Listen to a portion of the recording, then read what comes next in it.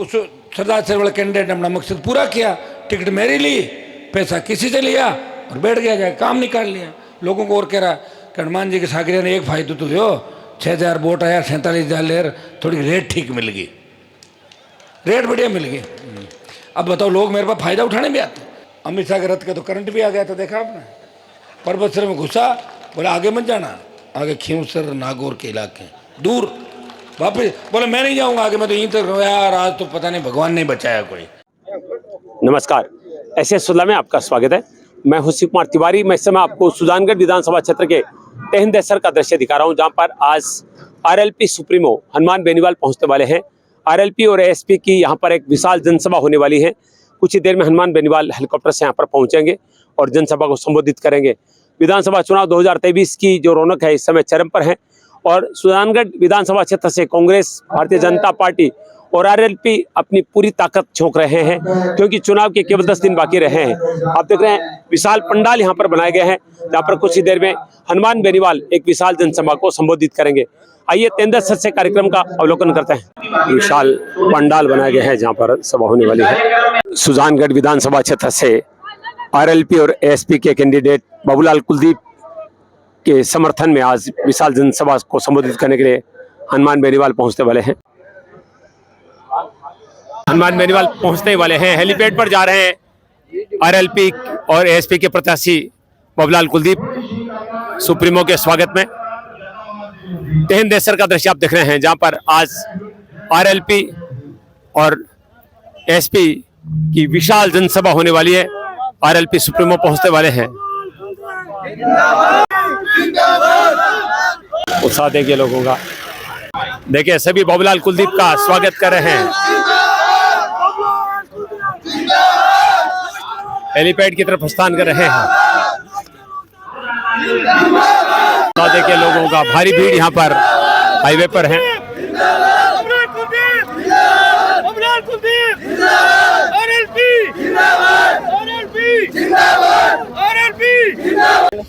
राजस्थान में विधानसभा चुनाव 2023 की रौनक चरम पर है और राजस्थान की सबसे चर्चित पार्टी आरएलपी के सुप्रीमो नागौर सांसद हनुमान बेनीवाल तेहनदेसर पहुंच रहे हैं। आप सब जानते हैं इस बार आरएलपी के प्रत्याशी है बाबूलाल कुलदीप, जो कि सुजानगढ़ के बड़े कांग्रेस के नेता रहे हैं, सभापति रहे, उपसभापति रहे, वर्तमान में पति पत्नी दोनों पार्षद भी है और एक बड़ा नाम राजनीति में बाबूलाल कुलदीप के रूप में लिया जाता है। आइए कुछ ही देर में हनुमान बेनीवाल यहाँ पर हेलीपैड पर उतरने वाले हैं। हेलीपैड पर उनका हेलीकॉप्टर लैंड करने वाला है और उनके स्वागत में आरएलपी के प्रत्याशी, एएसपी के प्रत्याशी बाबूलाल कुलदीप मौजूद हैं, उनसे बातचीत करेंगे। बहुत बहुत स्वागत आपका। क्या कहना चाहेंगे जिस तरह का उत्साह आप लोगों का देख रहे हैं आरएलपी और एएसपी के प्रति? देखिए, सबसे पहले तो मैं सुजानगढ़ विधानसभा की धरती पर आज हमारे लोक लाडले सुप्रीमो हनुमान जी बेनीवाल साहब हेलीकॉप्टर से अभी यहाँ लैंड करेंगे। मैं सबसे पहले इस धरती पर बहुत बहुत स्वागत और अभिनंदन करता हूँ।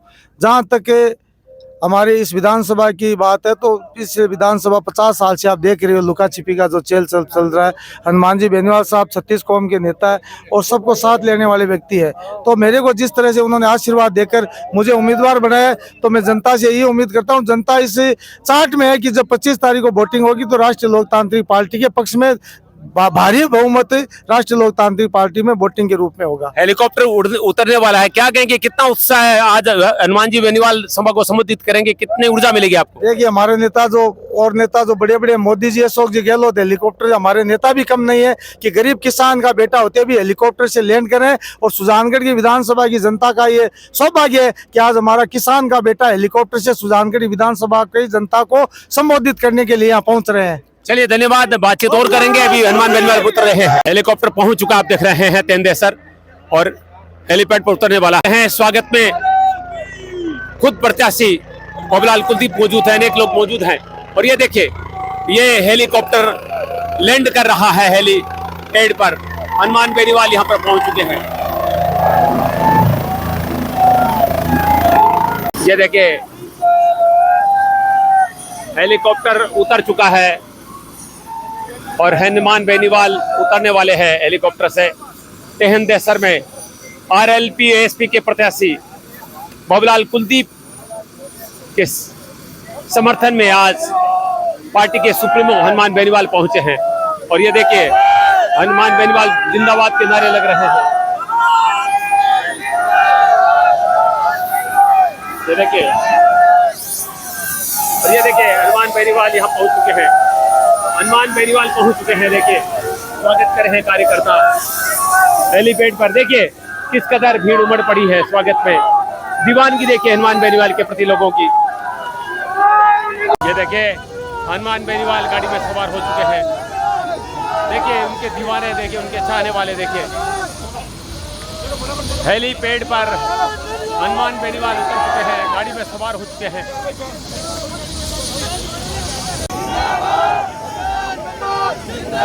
ये नज़ारा देखिए, पीछे लोग दौड़ रहे हैं। हेलीपैड का नज़ारा देखिए आप।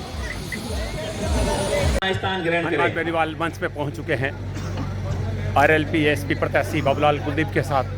आप देख रहे हैं विराजमान हो, कार्यक्रम की शोभा बढ़ाएं। हमारे राष्ट्रीय लोकतांत्रिक पार्टी के सुप्रीमो, सबके लोक लाडले, गरीब को गणेश मानकर 24 घंटे में 22 घंटे जनता की सेवा करने वाले, युवा दिलों की धड़कन, हर दिल अजीज हनुमान जी बेनीवाल साहब सुजानगढ़ विधानसभा की धरती पर, तेंदेसर की धरती पर आज पधारे हैं। मैं इन तहे दिल से पूरे विधानसभा क्षेत्र वासियों की तरफ से आपका बहुत बहुत स्वागत व अभिनंदन करता हूं। राष्ट्रीय लोकतांत्रिक पार्टी के सुप्रीमो साहब ने और आपकी जनता की आशीर्वाद ने मुझे विधानसभा क्षेत्र का राष्ट्रीय लोकतांत्रिक पार्टी का उम्मीदवार हनुमान जी बेनीवाल ने मुझे आशीर्वाद देकर आपके बीच में उम्मीदवार के रूप में भेजा है। मैं आपसे हाथ जोड़कर इतना ही निवेदन करना चाहूँगा, अपील करना चाहूँगा कि हमारे नेता पिछले 30 साल से जनता की रखवाली करने के लिए एक ग्वालिया बनकर आपकी सेवा कर रहे हैं। कांग्रेस और भारतीय जनता पार्टी के कुशासन को मिटाने के लिए, इस भ्रष्टाचार को मिटाने के लिए, ये मिलाजुली का जो खेल चल रहा है इसको ख़त्म करने के लिए आपके आशीर्वाद की आवश्यकता है। जो आपके बीच में आज आपका आशीर्वाद प्राप्त करने के लिए हनुमान जी बेनीवाल साहब पधारे हैं और मुझे आशा भी है कि आप इनको भारी मतों से यहाँ से आशीर्वाद देकर विधानसभा की सीट झोली में डालोगे।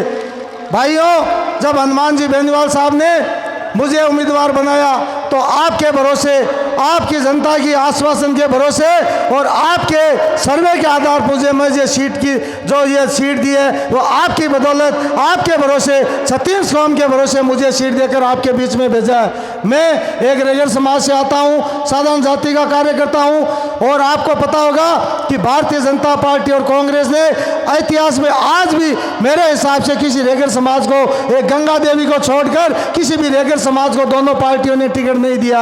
मैं शुक्रगुजार हूँ, खुश नसीब हूँ कि आज एक साधारण परिवार के व्यक्ति को हनुमान जी बेनीवाल ने इतना बड़ा आशीर्वाद देकर मुझ पर जो एहसान किया है, मैं हनुमान जी बेनीवाल की छोटे भाई के रूप में छाया बनकर आपने आशीर्वाद दिया, ईमानदारी और निष्ठा से सेवा करूँगा और आपका जो भी वादा वो निभाऊंगा।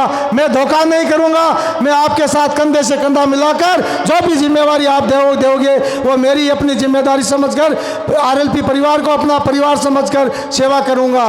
भाइयों, यह सुजानगढ़ विधानसभा में पिछले 40 साल से जो मिलाजुली का खेल चल रहा है, दो ही परिवारों के बीच में कांग्रेस और भारतीय जनता पार्टी बंधी हुई है। अब समय बाहर निकालने का आ गया है। जिस तरह से जनता में जोश है, भारी अभी गाड़ियां पहुंच रही है। लोगों ने ये सोचा कि नेताजी 3 बजे पहले नहीं पहुंचेंगे। ये आरएलपी पार्टी के कार्यकर्ताओं की साहब के प्रति समर्पित भावना भी है, लेकिन लेट चलने की भावना है। अभी हजारों की संख्या में रास्ते में लोग आ रहे हैं, इधर उधर से हजारों वाहन रास्ते में चल रहे हैं। तो मैं साहब से माफी भी चाहता हूं कि आप चुनावी समय है, आप तो समय पे आ गए, लेकिन कार्यकर्ता धीरे धीरे आपका आशीर्वाद लेने के लिए और आपको मजबूत करने के लिए गली गली, ढाणी ढाणी और वार्ड वार्ड लगे हुए हैं। और ये आरएलपी सीट मैं आपको आश्वस्त करता हूं कि 15,000 प्लस सीट यह सुजानगढ़ विधानसभा जीतेगी। आपका आशीर्वाद है। पिछले 22 साल से मैं भी एक कार्यकर्ता के रूप में काम कर रहा हूँ। कांग्रेस ने मेरे साथ जो धोखा किया, जो छलावा किया, जिन नेताओं ने मेरे को डिस्पोजल समझा, आप विधानसभा की जनता से छुपा हुआ नहीं है। मैंने अपना इस कांग्रेस के पीछे मेरा घर बर्बाद कर दिया। मैंने 22 साल तक जिस परिवार की सेवा की, उसी परिवार ने मेरे को धोखा दिया और धोखा दे करके मेरे को अदरजुल में बीच में छोड़ा, पर बीच में छोड़ दिया। अगर कोई संभालने वाला व्यक्ति था, इस व्यक्ति को संबल देने वाला व्यक्ति था, इस कार्यकर्ता को आगे बढ़ाना व्यक्ति में था, तो उस व्यक्ति का नाम है हनुमान जी बेनीवाल। उस व्यक्ति ने मुझे ये कहा कि बाबूलाल कुलदीप तुम आरएलपी में जुड़ो, जब मास्टर भोजलाल ने जो मान सम्मान दिया उसे 100 गुना तुझे मान सम्मान दूंगा। और हनुमान जी बेनीवाल ने अपना वादा पूरा किया। जिस व्यक्ति ने मुझे 1.5 साल के अंदर आरएलपी पार्टी ज्वाइन की और विधानसभा का सदस्य अब उम्मीदवार बना दिया, इससे ज़्यादा और मेरे ऊपर क्या कृपा हो सकती है। कांग्रेस ने तो मेरे को यूज किया। भाइयों, मैं गरीब परिवार से हूँ, मैंने ईमानदारी और निष्ठा से सेवा की है। बदलाव की आवश्यकता है। राजस्थान में हनुमान जी बेनीवाल को मजबूत करने की आवश्यकता है, चंद्रशेखर जी आज़ाद को मजबूत करने की आवश्यकता है। पिछले 30 साल से जिस तरह से इन चोरों लुटेरों डाकों से हनुमान जी साहब लड़ाई लड़ रहे हैं, वो अकेले लड़ाई कितने दिन तक लड़ेंगे। जब तक विधानसभा में बहुमत नहीं आएगा, जब तक विधानसभा में नेताजी को आप नहीं पहुंचाओगे, तब तक इन चोरों का जाब्ता होने वाला नहीं है। और इस सुजानगढ़ विधानसभा में तो जिस तरह से 2.5 साल में जब भ्रष्टाचार की सीमाएं लांघ दी, चाहे संतोष जी मेघवाल हो, चाहे संतोष हो, प्रधान जी रहते हुए सारी सीमाएं लांघ दी। मनोज ने 2.5 साल में इस विधानसभा का बंटाधार कर दिया। भाइयों, कौन उभारेगा? यही हनुमान जी बेनीवाल मजबूत होंगे और यहाँ से आप विधानसभा सीट जिताओगे, तभी इस विधानसभा की विकास की बात होगी, भ्रष्टाचार मिटेगा, गरीब को गणेश मानकर सेवा होगी। आपने बुलाया, मान सम्मान दिया। और भाइयों, मैं एक गरीब परिवार का व्यक्ति हूँ, मैं भी ये चाहता हूँ, झोली फैलाकर आपसे ये वोट की भीख मांगता हूँ कि एक बार मुझे मौका दे, मुझे जिताकर विधानसभा में भेजे, आपके पैरों में बैठकर जन सेवक बनकर आपकी सेवा करूंगा। ये हनुमान जी बेनीवाल साहब को मैं आश्वस्त करता हूँ कि आपके साथ धोखा नहीं करूंगा, आपके साथ कभी किसी तरह की कोई बात होगी आपके आगे खड़ा मिलूंगा। भाइयों, ये जब ही होगा जब आप मुझे आशीर्वाद देकर बेनीवाल जी साहब के साथ मुझे विधानसभा में भेजेंगे, हम विधानसभा की बात करेंगे, पानी, बिजली, गरीबी की सारी 36 कौम की बात करेंगे। आज मुस्लिम समाज सबसे आगे आरएलपी पार्टी के साथ खड़ा है। मैं पुनः हाथ जोड़ के यही अपील करता हूं, नेताजी का पुनः बहुत बहुत विधानसभा में आप पधारे, बहुत बहुत पुनः आभार व्यक्त करता हूं। और विधानसभा की जनता से अपेक्षा भी करता हूं कि आने वाली 25 तारीख को 1 नंबर बोतल का निशान है, 1 नंबर पर बटन दबा के और भारी मतों से विधानसभा में आरएलपी पार्टी को जिताकर भेजेंगे। आप इतनी संख्या में आए, हजारों की संख्या में अभी लोग पहुंच रहे हैं, मैं आपका तहे दिल से बहुत बहुत आभार व्यक्त करता हूं। जय हिंद, जय भारत, बोलो तेजाजी महाराज की जय। जय हिंद, जय भारत, बोलो तेजाजी महाराज की। 3 दशक के अंदर 2-3 जोरदार जयकार लगाए। जय बोले सालासर बालाजी की, तेजाजी महाराज की, रामसा पीर की, ख्वाजा साहब की, राष्ट्रीय लोकतांत्रिक पार्टी जिंदाबाद, जिंदाबाद जिंदाबाद, आरएलपी एसपी गठबंधन जिंदाबाद। 3 दशक के अंदर इस विशाल चुनावी सभा में मंचासीन राष्ट्रीय लोकतांत्रिक पार्टी के प्रत्याशी भाई बाबूलाल जी कुलदीप, सम्मानित मंच उपस्थित है, मौजूद बुजुर्गों, नौजवान साथियों, मातृशक्ति और प्यारे बच्चों, चूंकि 1 घंटे बाद यहाँ मैदान पूरा भर जाएगा, मुझे ही पता है, लेकिन मैंने जो टाइम दिया आप जानते हैं, चुनाव का समय 5 बजे बाद हेलीकॉप्टर उड़ता नहीं। पलाना तक के कार्यक्रम में, डूंगरगढ़ पलाना, समय कम है। पहले एक हेलीकॉप्टर वाले को लाए थे, हम साला धोखा दे के भाग गया बीच के अंदर मुझे, तो दूसरे हेलीकॉप्टर का जुगाड़ बड़ा मुश्किल से हुआ है। तो मैं चाह रहा था, मैंने बाबूलाल जी को टेलीफोन किया, मैंने कहा एक सभा पहले रखा दो, एक और कर दूंगा चुनाव का आसपास, ताकि लोगों में एक बार जोश आ जाए। और मुझे पूरा भरोसा है कि सुजानगढ़ विधानसभा क्षेत्र के किसान के बेटे हनुमान बेनीवाल को इस लड़ाई के अंदर अकेला नहीं छोड़ेंगे, पूरी ताकत के साथ लगेंगे। मैं धन्यवाद दूंगा सीताराम जी नाइक का, जो यहाँ प्रत्याशी थे उपचुनाव के अंदर, और उन्होंने मेरी बात मानी, आप सबकी इच्छा थी। उन्होंने कहा बाबूलाल को मौका दो।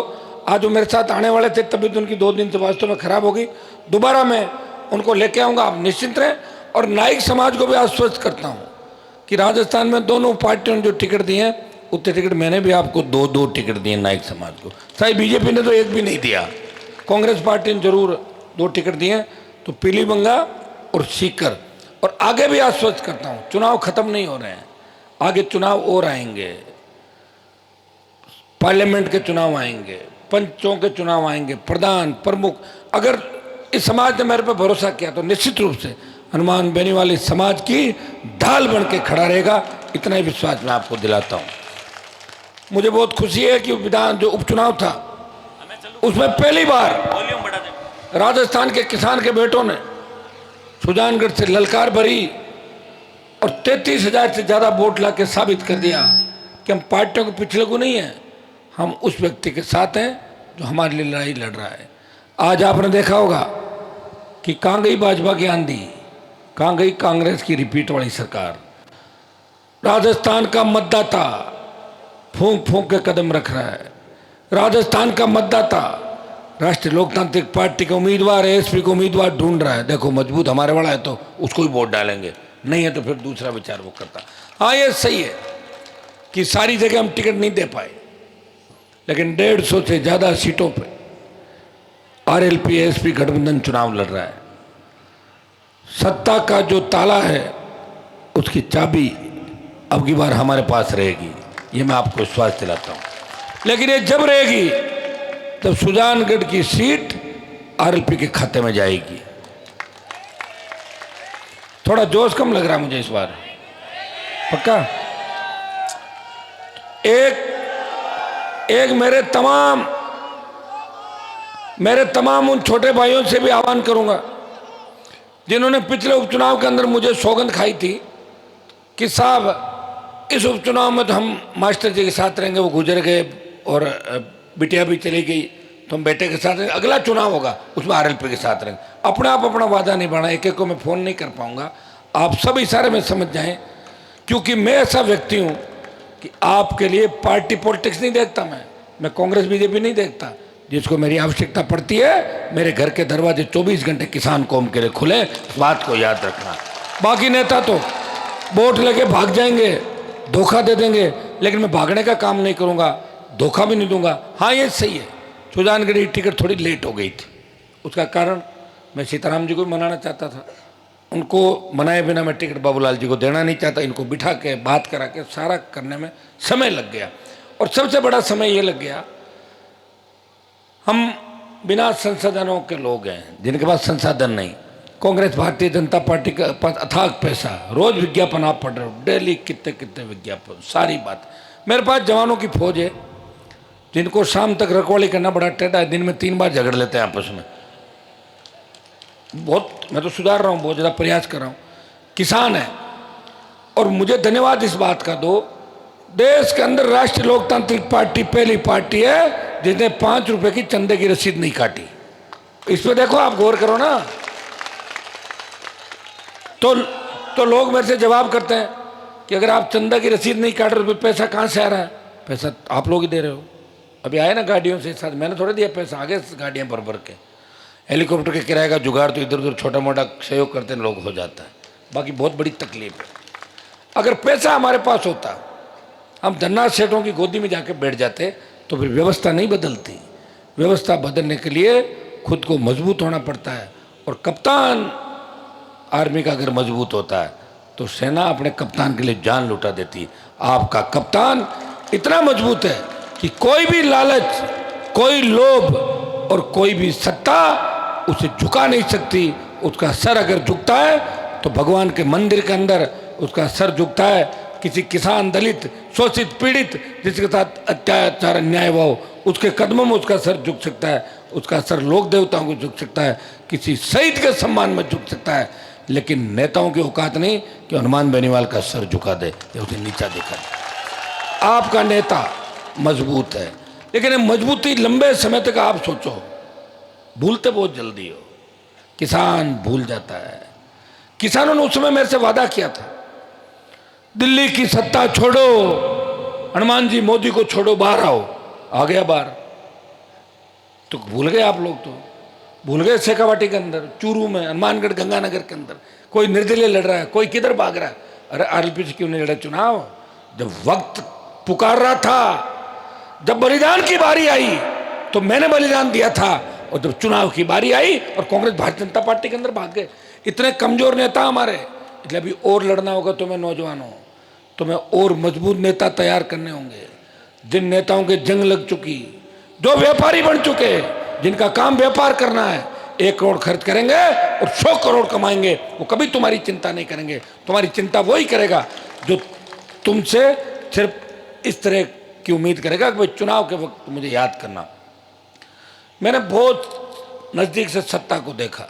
राजस्थान की सरकार इर्द गिर्द रही, दिल्ली की सरकार के अंदर वो जगह छोड़ के आया जिस जगह पे जाने में बरसों लग जाते हैं आदमी को, जिसको प्रधानमंत्री के नज़दीक होते हुए किसान कौम के लिए अपना समर्पण किया और सत्ता छोड़ के सड़क पर उत्तरी भारत का एक सांसद किसान कौम के लिए आया। जब देश के जवानों को आवश्यकता पड़ी, 543 सांसदों में से एक नागौर का सांसद जिसको पीड़ा थी, जिसको तकलीफ थी, जो जानता था कि हमारे समाज के बच्चे, किसानों के बच्चे जो बॉर्डर पर लड़ाई लड़ने के जाते हैं, जिस जज्बे के साथ लड़ाई लड़ते हैं, ये भारत को जो आज़ादी मिली है तो हमारा बहुत बड़ा योगदान है। ये बच्चे खाली रोजगार के लिए नहीं जाते, उनके अंदर जज्बा है। जब सेना को ठेके पे दे दिया, अगर खून किसी सांसद का खोला, हनुमान बेनीवाल का खून खोला, उसने Lok Sabha all party meeting Jodhpur में 2 लाख जवानों की रैली करके मोदी को चेतावनी दी, आ रहा हूँ मोदी जी दिल्ली की तरफ, तैयार हो जाओ। परिणाम ये हुआ कि पहले अग्निवीर 25% भर्ती करके 75 वापस भेजने की बात थी, अब 50% पे समझौता हो गया, 50 फौज में ही रहेंगे, 50 को वापस भेजेंगे। और वोट की चोट से अगर आपने बीजेपी को हरा दिया, भाजपा को भगा दिया और एक कूच दिल्ली की ओर कर लिया, तो मोदी भी ढीला हो जाएगा। मोदी को देख रहे हो ना कैसे घूम रहा, पंचायत चुनाव में जैसे घूम रहा है। देखा प्रधानमंत्री को कि चक्री जिस तरह छोटा बच्चा मंदिर में जाता है और 5, 7, 8 फेरी एक साथ देता दौड़ता हुआ, उस तरह प्रधानमंत्री की यह हालत हो गई कि वो विधानसभा क्षेत्रों में घूमने लग गए। अमित शाह की यह हालत हो गई। अमित शाह के रथ का तो करंट भी आ गया था, देखा आपने, परबतसर में घुसा, बोला आगे मत जाना, आगे खींवसर नागौर के इलाके दूर, वापस बोले मैं नहीं जाऊंगा आगे, मैं तो यहीं तक रहा यार, आज तो पता नहीं भगवान नहीं बचाया कोई। तो सारा सिस्टम चल रहा है भाई। अब आप लोग मुझे ये आश्वासन दो, आश्वस्त करो कि सुजानगढ़ के अंदर कोई मतलब कमजोरी तो नहीं चल रही है, सही बताना, नहीं तो फिर 5-7 मीटिंग करूं, बताओ मुझे। ठीक, अब की बार प्रत्येक नौजवान राजस्थान का हनुमान बेनीवाल बन के चुनाव लड़ेगा। जहां भी बोतल का चिन्ह दिखे मशीन के अंदर तुरंत दबा दो, उसमें आपका भाई आपको दिखाई देना चाहिए। उसमें आपको तय करना है, एक तरफ भ्रष्ट गहलोत, एक तरफ भ्रष्ट वसुंधरा, एक तरफ किसान विरोधी जवान विरोधी मोदी, दूसरी तरफ बिना काम के राहुल, सोनिया, प्रियंका, और उसमें आपका भाई जिसने 25 साल जवानी के समर्पित करके इस किसान कौम का नाम रोशन किया, जिसने राजस्थान के अंदर तीसरे मोर्चे की परिकल्पना को पूरा किया, जिसने पार्टी बना के देश में संदेश दिया हम कम नहीं है, समय लग सकता है लेकिन राजस्थान में भी तीसरा मोर्चा और क्षेत्रीय पार्टी ताकत के अंदर आएगी, ये संदेश देश के अंदर दिया। आजाद समाज पार्टी कि भाई चंद्रशेखर आजाद और हमने गठबंधन करके पूरे राजस्थान के किसान, दलित, शोषित, पीड़ित तबके को, जवानों को एक सत्ता के सिंहासन का रास्ता दिखाया। भाइयों, समय बार बार नहीं आएगा, चुनाव सीधा 5 साल बाद आता है। आप अपनी ताकत को पहचानो, छोटी मोटी बातें भूल जाओ। मुझे नहीं पूछा, मुझे नहीं पूछा, मेरा फ़ोन नहीं उठाया, मेरे वहाँ नहीं आए, शादी में नहीं आए, अरे बाद में आ जाएंगे, जीतने के बाद कहाँ जा रहे हैं, सभामणि में आ जाएंगे, शादी में नहीं आए तो बेटा होगा बेटी होगी तब आ जाएंगे, अरे कहाँ जा रहे हैं हम लोग भाई, थोड़ा तो ध्यान रखो यार। एक व्यक्ति कैसे कैसे कहाँ का, अब मैं तो मेरी तो बता दूँ, मैं तो मेरी शादी का नहीं भूल गया था, आपको ध्यान है, तो लेट याद आई थी मुझे, लेट हुई शादी। तो मैं आपको इतना ही विश्वास दिलाता हूँ, मेरी जो जंग है वो आपके लिए। अगर मैं कमज़ोर पड़ गया तो आपको जो एमएलए बन रहे हैं ना, इनसे कोई फर्क नहीं पड़ने वाला। कई लोग कहते हैं आप समाज का एमएलए हार जाए, क्या करोगे, कितने कितने 55, 52 बन गए। और गोबर के जो गिंडोड़े हैं वो गोबर में ही घूमते हैं, गोबर के गिंडोड़े बाहर निकलेंगे कभी, तो गोबर के गिंडोड़ों से क्या करोगे। मजबूत व्यक्ति तो एक ही बहुत है, जिसका टेलीफोन जब डीजी के पास जाता है, चीफ सेक्रेटरी के पास जाता है, तो चिंतित हो जाते हैं कि हनुमान जी का फोन आया, क्या करें। सरकारें रुक जाती है। ये जो झंडा आरएलपी का है, ये किसी को हाथ में देकर खड़ा कर दो, मजाल है दिल्ली और राजस्थान की सरकार 10 बार सोचेगी। ये झंडे वाला आरएलपी का कार्यकर्ता है, इसी वजह हनुमान जी खड़े हैं। देखो पूरी बात क्या है। तो ये आरएलपी के झंडे के अंदर ताकत है और आरएलपी के डंडे में भी ताकत है। वो डेगाना के अंदर आपने देखी होगी डंडे और झंडे की ताकत। भाइयों, मैं सुजानगढ़ के अंदर दोबारा एक रैली और करूंगा बाबूलाल जी के। पूरी टीम बैठी है उपचुनाव वाली। मैं पूरी टीम को आह्वान करता हूं कि छोटी मोटी बातें खत्म करके जब मैं आ गया, आप ये सोचो कि सुजानगढ़ विधानसभा क्षेत्र का एक एक वोट हनुमान बेनीवाल को वोट पड़ रहा है। इस बात का चिंता करो। वोट तो हमेशा ही डालते हो, सरपंच का भी डालोगे, वार्ड का भी डालोगे, एमपी का भी डालोगे। मैं तो एमएलए का तो वोट मांग रहा हूँ आपसे। 4-5 7 अपनी मर्जी से दे देना, एक मेरे कहने से दे देना। तो मेरे कहने से दोगे आप, मुझे पूरा पता है। मोदी नहीं आएगा आपके 3 देश में वोट मांगना, न पप्पू आएगा। मैं आया हूँ यहाँ पे वोट मांगने, तो मुझे पूरा आशीर्वाद है। भाई बाबूलाल जी हमारे भरोसे पे आरएलपी के प्रत्याशी बने। अब की बार एक मामला ठीक है, पिछली बार जब काउंटिंग हुई थी तो मैं देख रहा था कई देर तो आरएलपी बीजेपी आगे आगे बराबर से चले, आरएलपी आगे हो गई। लेकिन जैसे ही शेर आए कांग्रेस बीजेपी सटाक से आरएलपी से बहुत आगे हो गई। मुझे बड़ी चिंता हुई। सुजानगढ़ विधानसभा के अंदर जब तक सिटी के अंदर हमारा आदमी मजबूत नहीं होगा तब तक गांव में कितने ही वोट डाल दो, वो शेर खा जाते हैं उसको। गांव में हम एक तरफा वोट नहीं डालते। बाबूलाल जी के अंदर मुझे ये उम्मीद है, जिस तरह मुस्लिम समाज सर्व समाज ने समर्थन दे के मुझे आश्वस्त किया कि सुजानगढ़ के अंदर आरएलपी को पीछे नहीं रहने देंगे और विधानसभा में पीछे नहीं रहने देंगे। तो मैंने कहा अगर आप यहाँ पीछे नहीं रहने दोगे तो गाँव में तो वैसे ही आगे आ जाएगी आरएलपी। तो पहले डाला है लोगों ने वोट, उसे दुगनी ताकत से डालोगे। डालोगे कि नहीं डालोगे? नहीं डालो तो मेरी भी हवा निकाल दोगे साथ साथ, मुझे लग रहा है ऐसे, है ना। पूरी ताकत के साथ सब लोग एकजुट हो जाओ। आज के बाद सुजानगढ़ के अंदर मजबूती से आप लोगों को लड़ना है, मजबूती से एक एक व्यक्ति को समझाना है, मजबूती से एक एक व्यक्ति को यह भी कहना है कि भंवरलाल जी के बेटे को आपने एमएलए बना दिया। मास्टर जी नहीं रहे दुनिया के अंदर। एमएलए बनने के बाद क्या उसके बेटे ने आपके काम कराए? झूठ माट की वो बात एक जरूर कि जिला घोषित कर दिया। कहाँ कर दिया? अरे कहाँ घोषित कर दिया? तो बताओ। ऐसे जाते जाते मैं कह दूंगी ये वो बन गया, ऐसे बन जाएगा क्या? तो कहाँ है कागज बताओ। ये जिला अगर घोषित करते 6 महीने पहले करते तो कुछ होता। अब तो न तो उसकी कोई अधिसूचना जारी हुई न कोई बात हुई, सिर्फ वोट कैसे मिले सुजानगढ़ जिला घोषित की। ऐसे नहीं होता भाई। ये तो मजाक कर दिया अशोक गहलोत ने आपके साथ। कुचामन, डीडवाना, कोटपुरली, बेरोड, पता ही नहीं चलता इसके मतलब पति पत्नी का जोड़ा जैसे लाता। पति कौन है पत्नी कौन है? कुचामन डीडवाना, कब से डीडवाना कुचामन, कोटपुरली बेरोड, बेरोड कोटपुरली। अरे ये तो बता काका हेडक्वार्टर का है इनका, पता ही नहीं चल रहा था राजस्थान। ऐसा मजाक बना राजस्थान के अंदर। और मजाक किसने बनाया? गहलोत ने। बनवाया किसने? बीजेपी ने। 5 साल भारतीय जनता पार्टी ने विपक्ष की भूमिका नहीं निभाई। एक आंदोलन बीजेपी ने नहीं किया। और जैसे ही चुनाव आए, जिस तरह महाभारत के अंदर अलग अलग रथ लेके निकलते थे, कहीं से नड्डा आ रहे हैं, कहीं चड्डा आ रहे हैं, कहीं फलाना आ रहे हैं, अलग अलग अटैक किया राजस्थान पे। अटैक करके सत्ता हासिल कर लो और उसी सत्ता के दम पे किसानों को कुचल दो। जिस तरह हरियाणा के अंदर 50 से ज्यादा हमारे समाज के बेटों को जान से मार दिया था, गोलियां बरसाई थी। याद रखो उन दिनों को, भूलने की बीमारी तुम लोगों के। मैं कह रहा हूं कांग्रेस बीजेपी से काम करा लो और वोट आरएलपी को डालो राजस्थान का, तब तो तुम्हारा भविष्य। मेरे कोई फर्क नहीं पड़ने वाला। और बता दूं, मैं तो और लड़ लूंगा, लेकिन तुम्हें चुनाव के बाद याद आएगी कि काश हम एकजुट हो जाते, काश हनुमान जी की बात मानते, काश एक सीट और आ जाती तो सत्ता में एंट्री हो जाती। एक एक सीट महत्वपूर्ण है। सुजानगढ़ की सीट मैंने ए श्रेणी में रखी है कि मैं जीतूंगा जब आप मन मुटाव भेदभाव भुला के एक मुश्त आज से सौगंध खा के लगोगे कि हमें सीट जितानी है, हमें कुछ भी नहीं देखना, हमें हनुमान बेनीवाल को सुजानगढ़ से निकालना है। ये बात आप लोग करोगे, इतना ही विश्वास आपको दिलाता हूं। प्रदेश कर्ज मुक्त हो, फ्री बिजली मिले, टोल मुक्त राजस्थान, जवान को रोजगार, सशक्त लोकायोग, डिग्री से पहले रोजगार की गारंटी, किसी अबला बहन बेटी की चीख पुकार सुनने को नहीं मिले।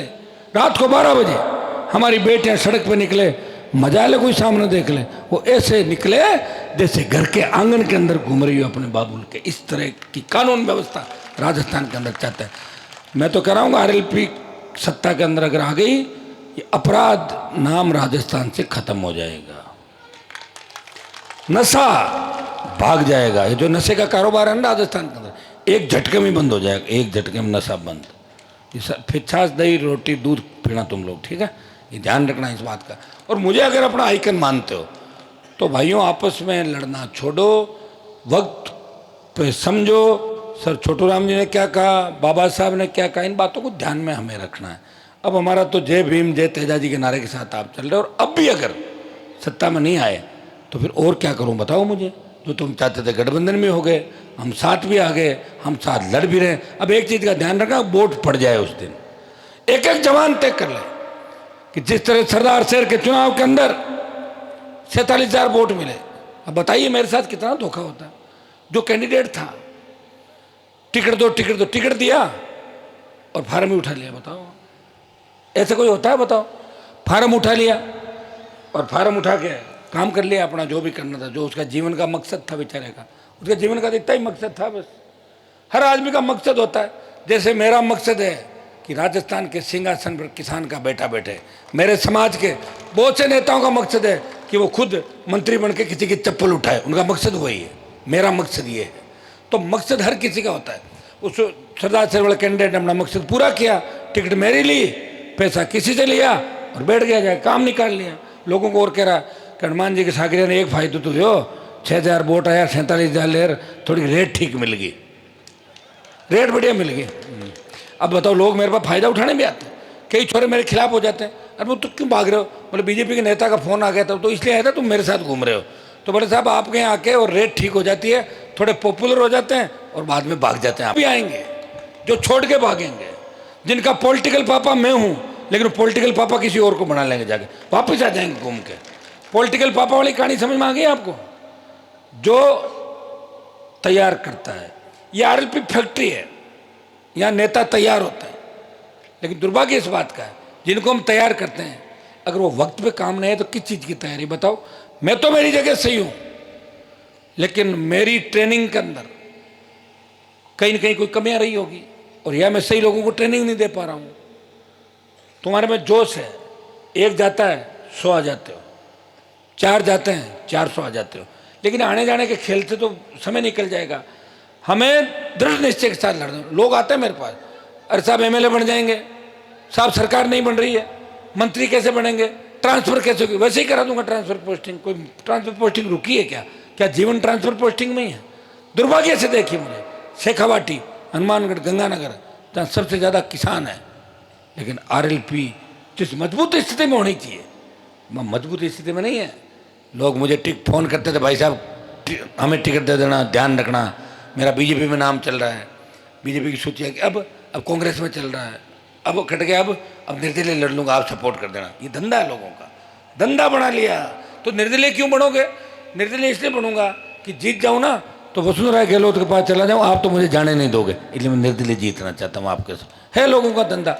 लेकिन तुम्हें समझना है, तुमने अगर मेरे को समझ लिया ना तो समझ लो वेद पुराण आधे समझ लिए तुमने खुद ही। तो मुझे समझ लो, खाली इतना ही काम करो। मुझे समझने के लिए 10-5 दिन साथ रहोगे, भूखे प्यासे घूमोगे, या तो छोड़ के भाग जाओगे और परमानेंट मेरे साथ रह लोगे। तो ये समझदारी होगी। मैं चूँकि मैं लेट हो रहा हूँ, मेरे और भी कार्यक्रम है, मैं पुनः आपको आह्वान करता हूँ कि बाबूलाल जी को भारी वोटों से सुजानगढ़ क्षेत्र से जिताना है। तेंदेसर के पूरे ग्रामीण इलाके से आप मुझे आश्वस्त करें। यहाँ तो बिजली के आंदोलनों में अपराधी जब किसान के बेटों में गोलियां चला रहे थे, तब से लेके अब तक कई बार इस इलाके के अंदर आया, आपकी लड़ाई मैंने लड़ी। और राजनीतिक रूप से भी जितनी दुश्मनियां राजनीति में मेरी हुई है, उसमें चूरू जिले के नेताओं की और पब्लिक की वजह से सबसे ज़्यादा हनुमान बेनीवाल को दुश्मनियां झेलनी पड़ी राजस्थान की राजनीति। तुम तैयार रहो, सुजानगढ़ की सीट आरएलपी के खाते करनी चाहिए। सरदार शहर में कोई गद्दार हो सकता है, लेकिन सुजानगढ़ के भाई उस गद्दार को सबक सिखाने के लिए सुजानगढ़ की सीट आरएलपी खाते में डालेंगे। ये आह्वान करने आपके बीच आया हूँ। बहुत बहुत आपको धन्यवाद। जय राम जी गोदारा जो जन्म से कांग्रेस में थे और आज आरएलपी की सदस्यता ग्रहण कर रहे हैं। राष्ट्रीय लोकतांत्रिक पार्टी जिंदाबाद, हनुमान जी बेनीवाल जिंदाबाद। दोस्तों इस समय आप सुजानगढ़ विधानसभा क्षेत्र के तेंदेसर गांव का दृश्य देख रहे हैं, जहां पर आरएलपी सुप्रीमो यहां पर हेलीकॉप्टर से आए हैं और सुजानगढ़ विधानसभा क्षेत्र के प्रत्याशी बाबूलाल कुलदीप के समर्थन में उन्होंने रैली की है। अब यहाँ पर हेलीपैड पहुंच चुके हैं। ये देखिए हनुमान जी पहुंच चुके हैं। देखिए सभी से कह रहे हैं कि पीछे रहें। हेलीकॉप्टर यहाँ से फ्लाइट करता हुआ, देखिए चारों तरफ भीड़, देखिए हनुमान बेनीवाल के समर्थन में पूरे सर्किल में आप देख रहे हैं हजारों लोग उपस्थित हैं। तेहन देसर का दृश्य आप देख रहे हैं हनुमान बेनीवाल को देखने के लिए। देखिए कितनी बड़ी संख्या में लोग हेलीपैड पर पहुंचे हैं। हेलीकॉप्टर यहाँ से उड़ने वाला है। हनुमान बेनीवाल आप देख रहे हैं तेहन देसर से फ्लाइट कर रहे हैं। बड़ी जनसभा को यहाँ पर बाबूलाल कुलदीप के समर्थन में उन्होंने संबोधित किया और जमकर भारतीय जनता पार्टी और कांग्रेस पर उन्होंने हमले किए। और अब आप देख रहे हैं हेलीकॉप्टर यहाँ से उड़ान भर रहा है।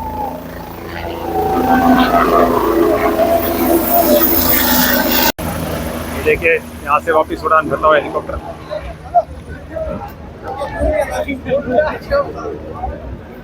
दोस्तों, आज सुजानगढ़ विधानसभा क्षेत्र के तेहन देसर में RLP supremo Hanuman Beniwal helicopter से पहुंचे और उन्होंने भारतीय जनता पार्टी और कांग्रेस पर जमकर प्रहार किए। साथ में सरदार शहर विधानसभा से जिस तरह से वहां पर लालचंद मूंड ने पर्चा उठाया था, उन पर आरोप लगाया कि वो पैसे में बिक गया, उसको ज्यादा पैसे मिल गए। तो देखिए बहुत सारे आरएलपी के समर्थक यहाँ मौजूद हैं, उनसे बातचीत करेंगे। क्या कहेंगे जिस तरह से अभी हनुमान बेनीवाल ने जो बातें कही थी? वो सही है, क्योंकि वो लालचंद मूंड में पैसे के लालच में वो उधर गया, चला गया। और इधर का बाबूलाल कुलदीप का सीट पक्का आरएलपी में जाएगा। आरएलपी का बहुत ज्यादा माहौल है यहाँ पे और आरएलपी विश्वास से पक्का जीतेगी। आपका क्या नाम है? ओम प्रकाश। यहाँ के तेहन देसर के? नहीं, गिमोर सर के। गिमर सर, क्या कहेंगे हनुमान बेनीवाल के बारे में? फुल वोट देंगे। आज जिस तरह से उन्होंने भारतीय जनता पार्टी कांग्रेस के ऊपर हमले किए, क्या कहेंगे उस पर? भारतीय जनता पार्टी का कुछ नहीं है, संतोष है। एक बार इधर जीतेंगे, अवश्य हनुमान बेनीवाल जी जीतेंगे। सुजानगढ़ से 50,000 वोटों से जीतेंगे हनुमान बेनीवाल। 100% आरएलपी निकलेगी, 100% आरएलपी निकलेगी यहाँ से। देखिए लोगों का उत्साह देखते ही बन रहा है। दोस्तों, जिस तरह से राजस्थान में आरएलपी पैर पसार रही है, हनुमान बेनीवाल जिस तरह से मेहनत कर रहे हैं, निश्चित रूप से लोकतंत्र के इस पर्व को उन्होंने और ज़्यादा खूबसूरत बना दिया है। सुजानगढ़ विधानसभा क्षेत्र में भारतीय जनता पार्टी कांग्रेस जो है वो खूब मीटिंगें कर रही है, लेकिन आज आरएलपी सुप्रीमो हनुमान बेनीवाल ने हेलीकॉप्टर से एक छोटे से गांव तेहन देसर में उतरकर जिस तरह से लोगों का उत्साहवर्धन किया है, वो निश्चित रूप से लोकतंत्र के पर्व को और ज़्यादा उत्साहजनक बना रहा है। और आरएलपी की एक महिला कार्यकर्ता जो पूरे राजस्थान में प्रसिद्ध है, जहां भी आरएलपी की मीटिंग होती है अपने ट्रैक्टर के साथ खुद ड्राइव करते हुए अमृता चौधरी पहुंच जाती है। किसी परिचय के मोहताज नहीं है, जाने मानी उद्योगपति हैं और बहुत बड़ी समाज सेविका है। उनसे बातचीत करेंगे। मैडम, बहुत बहुत स्वागत है। क्या कहेंगे जिस उत्साह के साथ आज हेलीकॉप्टर से उतर कर हनुमान जी ने यहाँ पर मीटिंग की है? पहले तो SCN चैनल के आपको मैं बहुत बहुत धन्यवाद देती हूँ कि आपने एकदम बैकवर्ड इलाके में आके आज हमारे राष्ट्रीय लोकतांत्रिक पार्टी जो नागौर सांसद और हमारी पार्टी के सुप्रीमो हनुमान जी बेनीवाल हैं, उनके प्रोग्राम को आपने कवर किया है। और प्रदेश ही नहीं, देश ही नहीं, मैं तो ये कहती हूँ कि पूरे विश्व में हमारी विधानसभा के लोग जो बैठे हैं, वो पूरी विधानसभा के लोग आज इस प्रोग्राम को आपके माध्यम से देखेंगे। तो आपको बहुत बहुत धन्यवाद। देखिए, ये जो 25 तारीख का जो पर्व आ रहा है, उसको आप देख रहे हो कि जो 36 कौम की जो बिरादरी है, किस तरह से हुजूम उमड़ा है। आज बाबूलाल कुलदीप को आशीर्वाद देने के स्वरूप के लिए ये सारे लोग यहाँ पे आए हैं। और हनुमान जी बेनीवाल थे, वो बाबूलाल जी के लिए वोट की अपील करने के लिए तेहन देसर में आए हैं। और वो एक वादा भी और करके गए हैं कि मैं एक सभा और आपके क्षेत्र के अंदर करूँगा। बिल्कुल, जिस तरह से हम पहले देखें 3 जो विधायक थे उनमें से एक महिला थी, तो महिलाओं का जो सम्मान हनुमान जी बेनीवाल करते हैं, उससे महिलाओं को कितना प्रोत्साहन मिलता है पॉलिटिक्स में? देखिए, ये तो आप देख रहे हो कि जो देश के अंदर 543 सांसद थे, उनमें विधायक माफी चाहता हूँ, हाँ सांसद 553 नहीं, मैं विधानसभा क्षेत्र की बात करूँ कि 200 विधानसभा क्षेत्र हैं और आरएलपी की 3 विधायक, उनमें से एक महिला है, यानी 33% आज उनके पास जो अगर कहें तो भागीदारी महिलाओं की है। और मैं उसी पे ही आना चाह रही हूँ जी, जी। कि जब देश की पहलवान बेटियां, इन किसानों की बहन और बेटियां जब अपने मान और सम्मान के लिए दिल्ली में सड़क पे लड़ रही थी, तो देश का मात्र एक सांसद हनुमान बेनीवाल उनके मान और सम्मान के लिए गया था, और जो नया पार्लियामेंट आया था उसका बहिष्कार किया था कि हमारी बेटियों का सम्मान नहीं होगा, तो मैं बहिष्कार करता हूं। और जब मोदी जी ने ये जुमला फेंका था कि हम 33% महिलाओं को आरक्षण देंगे, अगर वो देते तो 2014 में उन अपने घोषणा पत्र के अंदर था, 19 में जिक्र नहीं किया, फिर एक जुमला फेंक दिया। जैसे गहलोत जी ने हमारे जिले का जुमला फेंका है ना, वैसे जुमला ही है। आप देख ही रहे हो, आप ही बता रहे हो कि 3 महिला MLA प्रत्याशी है, तो ये तो सारा जुमला है, ये महिलाएं समझ रही है। आज आपने देखा होगा मातृशक्ति हनुमान जी को आशीर्वाद देने के लिए आई है। और हनुमान, खास बात देखो, पिछले उपचुनाव के अंदर भी जब रात की 2-2, 3-3 बजे हमारी विधानसभा की मातृशक्ति हनुमान जी का वेट करती थी। ये सिर्फ मात्र एक हनुमान बेनीवाल नेता है जिसका 36 कौम की बिरादरी वेट करती है, और किसी नेता का नहीं करते। देखिए, कहीं ना कहीं अमृता चौधरी की एक एक बात सत्य है। और अगर देश के ज्वलंत मुद्दों की बात करें, चाहे खिलाड़ियों के साथ उत्पीड़न की घटना हो, कृषि बिल के खिलाफ हो, हनुमान बेनीवाल ने बहुत बड़ा त्याग किया। केंद्र में आप एक बड़े ताकतवर सांसद के रूप में थे, लेकिन जैसे ही कृषि बिल कानून आया उन्होंने इस्तीफा दे दिया था। और आज भी हम देखते हैं कि कहीं भी कोई ज्वलंत मुद्दा होता है तो हनुमान बेनीवाल वहाँ पर सबसे पहले खड़ा होता है, और देश के सबसे मेहनती नेताओं में से हनुमान बेनीवाल का नाम आता है। कितना गर्व होता है ऐसे नेता की अगुवाई में जो पार्टी संचालित हो, तो उसमें आप एक कार्यकर्ता के रूप में काम करती है। साहब, हमें तो बहुत गर्व होता है। क्या ये जो जितने लोग खड़े हैं, मुझे नहीं, ये सारे लोगों को गर्व होता है हमारे नेता के ऊपर, जो 20 घंटे सोते हैं, 20 घंटे काम करते हैं, 24 घंटे में से और 2 घंटे अपने निजी कामों के अंदर देते हैं। तो ऐसा नेता हमको दोबारा मिलेगा नहीं, इस प्रदेश को ऐसा लड़ाका दोबारा मिलेगा नहीं। तो मैं तो आपके चैनल के माध्यम से पूरी विधानसभा से अपील करती हूँ कि ऐसे लड़ाका को हमको कमजोर नहीं होने देना है, और वोट की चोट से 25 तारीख को भारी मतों से सुजानगढ़ विधानसभा सीट पे कब्जा।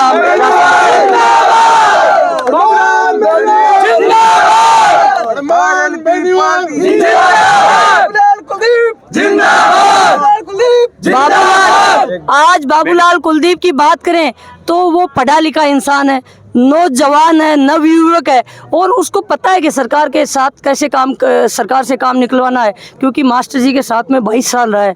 तो बेदाग छवि का ईमानदार प्रत्याशी हमारा है। हनुमान जी ने बहुत बारीकी से, गहराई से इसकी जांच पड़ताल करके फिर बाबूलाल जी को प्रत्याशी के रूप में बना के सुजानगढ़ विधानसभा में भेजा है। मैडम, सबसे बड़ा सवाल, आज हनुमान जी बेनीवाल बड़े दुखी नजर आ रहे थे, क्योंकि जिस तरह से सरदार शहर में लालचंद मूड ने धोखेबाजी की है, बड़े वोट लिए थे उन्होंने उपचुनाव में, और इस तरह से एक प्रत्याशी के खिलाफ बैठ जाना, और आज पीड़ा साफ झलकती है हनुमान जी बेनीवाल के संबोधन में। साहब, मैं भी उस चीज़ से आहत हूँ, और शायद हर कार्यकर्ता आहत है, क्योंकि मैं भी सुजानगढ़ से जाके सरदार शहर में मेरे 15 दिन दिए थे, मेरे खर्चे पे दिए थे, हमने 1 रुपये का खाना भी उसका नहीं खाया था।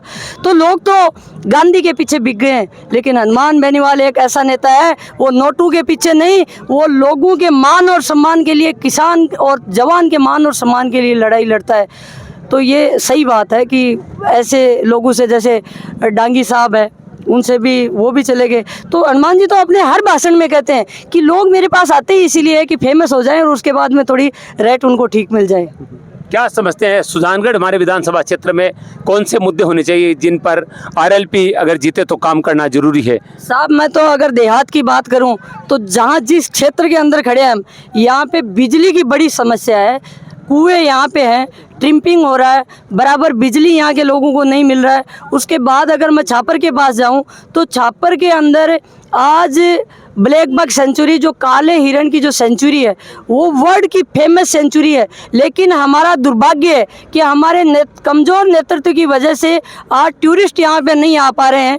और दूसरी बात, जो सड़क की बात है, वहाँ पे जो फ्लाईओवर की बात है, क्योंकि वन विभाग बनाने नहीं दे रहा है, और PWD अब तो देवानी वाले वो भी विरोध कर रहे हैं। तो जब सुजानगढ़ से निकलने के बाद छापर तक आते हैं तो 1.25 घंटा लगता है। कितना बड़ा दुर्भाग्य की बात है। और इसके आगे हम अगर बात करें तो यहाँ मास्टर जी शिक्षा मंत्री भी रहे थे, लेकिन आज कितने दुर्भाग्य की बात है कि हमारे लड़कियों का कॉलेज नहीं है। सुजानगढ़ की अगर बात करें, और मैं युवाओं को ध्यान में रखते हुए अगर मैं बात करूं, तो खेल मैदान नहीं है। कितने बड़े दुर्भाग्य की बात है। आज हमारा पड़ोसी स्टेट हरियाणा है, जहां के बच्चे, ऐसा कोई गेम नहीं होगा जो गोल्ड मेडल नहीं लेके आते हैं। हमारे भी बच्चों के अंदर ये प्रतिभा है, लेकिन प्रतिभा निखारने का जगह नहीं है, मौका नहीं मिल रहा है हमारे बच्चों को। तो स्वास्थ्य, शिक्षा और उसके बाद में रोजगार, ये हमारे जो प्रमुख मुद्दे हैं। खेल हमारा प्रमुख मुद्दा है। इन मुद्दों पे हमारा जब विधायक बनेगा तो इन मुद्दों पे हम काम करने वाले हैं सर्वप्रथम। बिल्कुल, बहुत बहुत धन्यवाद। बहुत अच्छी वक्ता है अमृता चौधरी जी। और एक बड़ी बात कही है कि हमारे युवाओं के लिए कोई अवसर यहाँ पर नहीं है, खेल का मैदान नहीं है। आज राजगढ़ की बात करें तो बड़ी संख्या में जो युवा हैं वो पढ़ाई में नहीं, खेल के माध्यम से सरकारी नौकरियां प्राप्त करें, गोल्ड मेडल प्राप्त करें। लेकिन सुजानगढ़ में लंबे समय से खेल मैदान की मांग चल रही है लेकिन अभी तक खेल मैदान की भूमि भी नहीं मिली है। तो आज 10 दशहर में बड़ी जनसभा को यहाँ पर हनुमान जी ने कहा, कुछ कहेंगे? एक साहब, सालासर जो आज विश्व प्रसिद्ध मंदिर है और वहाँ पे कोई इंडस्ट्रीज नहीं है, ये भी हमारे नेताओं की कमी है। वरना आज लाखों लोग वहाँ पे दर्शन करने के लिए आते हैं, न कि प्रदेश से, पूरे देश और विदेश के लोग आते हैं। अगर वहाँ भी इंडस्ट्री स्थापित होती तो हमारे युवाओं को रोजगार मिलता। और जो पेपर पे पेपर आउट हो रहे हैं, ये भी हमारी सरकार बनेगी तो सबसे पहले उनकी जांच होगी और जो दोषी पाए जाएंगे उनको जेल भेजने का काम हनुमान जी बेनीवाल करने वाले हैं। आज अमृता चौधरी जो है काफी आक्रामक मूड में नजर आ रही है और रोष आपके अंदर साफ झलक रहा है, क्योंकि लंबे समय तक हमारी सत्ता में भागीदार रहे हैं।